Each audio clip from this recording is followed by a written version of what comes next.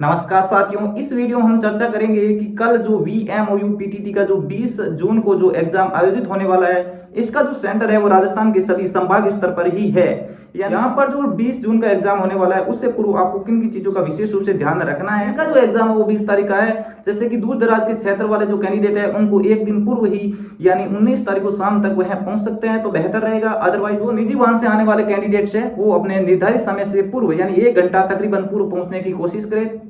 सबसे पहले तो यहाँ पर VMOU PTT का जो पेपर है प्री बीएड का, इसके बारे में डिस्कशन कर लेते हैं। पेपर में कंप्लीट 150 प्रश्न है वो आने वाला है।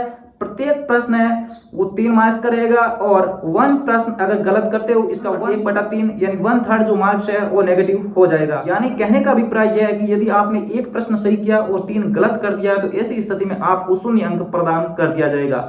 तो जिन कैंडिडेट्स की तैयारी अच्छी है यानी जिनको लगता है कि मेरे जो क्वेश्चंस है वो 80 से 90 के बीच में सही हो रहे हैं, ऐसे कैंडिडेट विशेष रूप से ध्यान रखें कि वह गलत करने की कोशिश बहुत ही कम करे, यानी बहुत ही कम प्रश्नों पर वो तुक्केबाजी करे। यानी किसी कैंडिडेट ने 80 प्रश्न सही कर दिए और उसके बाद जो 70 प्रश्न बचते हैं वह उसने नेगेटिव कर दिया, ऐसी स्थिति में उसके किसी भी प्रकार के सिलेक्शन के चांसेस नहीं रहेंगे। यदि आपने 80 से 90 के बीच में आपका स्कोर हो रहा है यानी इतने प्रश्न आपके सही हो रहे हैं, ऐसी स्थिति में आप 15 से 20 अधिकतम ऐसे प्रश्नों को ही सॉल्व करें आपको लगे कि यह जो प्रश्न है वो सही हो सकता है, तभी उसमें है वो आप तुक्काबाजी करने की कोशिश करें। अदरवाइज इन प्रश्नों को आप छोड़ सकते हैं, तभी बेहतर रहेगा। यदि आप ज्यादा तुक्केबाजी करते हैं, यदि आपने 90 या फिर 80 प्रश्न सही कर दिए और पीछे 60 से 70 प्रश्न में आपने तुक्काबाजी कर दी तो ऐसी स्थिति में आपके सिलेक्शन के चांसेस न के बराबर रहेंगे।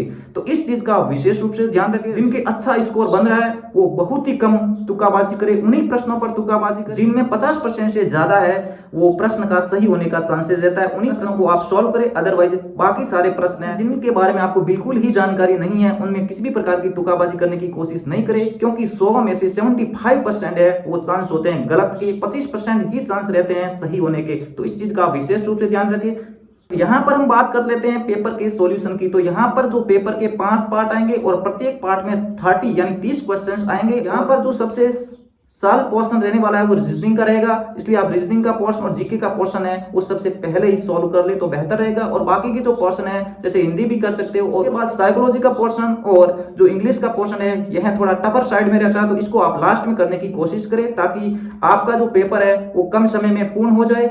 यदि आप पहले ही साइकोलॉजी वगैरह में उलझ जाओगे तो बाकी के जो पोर्शन है उसमें जो क्वेश्चंस है उनमें आपको कंफ्यूजन क्रिएट होने की संभावना है थोड़ी बढ़ जाएगी। इसलिए शांत दिमाग से ऐसे प्रश्नों को पहले करें, ऐसे पोर्शन को पहले करें जो आपको कंप्लीट आते हैं, जिनमें आप अच्छा स्कोर कर सकते हैं। और यहाँ पर 1/3 नेगेटिव मार्किंग है यानी 1/3 है, यहाँ पर नेगेटिव मार्किंग रहेगी। कहने का अभिप्राय यह है कि यदि आप एक प्रश्न गलत करते हो तो 1 अंक आपका नेगेटिव हो जाएगा, यदि आप एक प्रश्न सही करते हो तो आपका 3 अंक है वो प्लस में चला जाएगा। तो तुक्काबाजी करने की बहुत ही कम कोशिश करें, क्योंकि जितने ज्यादा आप गलत करोगे उतने ही अंक आपके नेगेटिव हो जाएंगे और सिलेक्शन के चांसेस है वो उतने ही कम हो जाएंगे। इसके साथ साथ सेंटर पर आप है वो समय से पूर्व ही पहुंचने की कोशिश करें, तकरीबन कम से कम 1 घंटा पहले पहुंच जाए। यदि आप समय पर भी पहुंचते हो तो एग्जाम सेंटर में आपको परमिशन दे दी जाएगी, लेकिन फिर भी किसी भी परिस्थिति में आपको आधा घंटा है वो सेंटर पर पहले पहुंचे तो ज्यादा बेहतर रहेगा।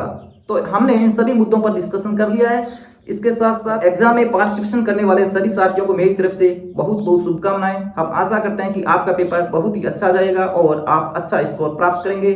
जय हिंद, वंदे मातरम।